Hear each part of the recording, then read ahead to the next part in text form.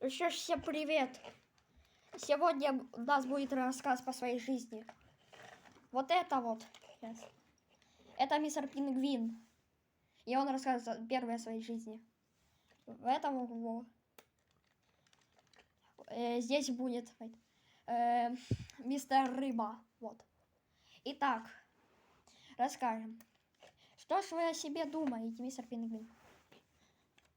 Я обыкновенный пингвин.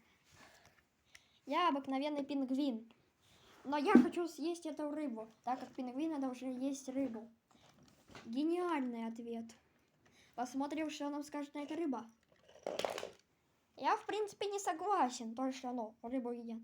Вообще, я такая рыба, что могу захавать пингвина. Ну, конечно, должно быть все наоборот. Вообще, пингвин правильно сказал. Ну, рыбы я тоже так хочется жить. Это была самая интересная жизнь. Спасибо за просмотр, всем пока.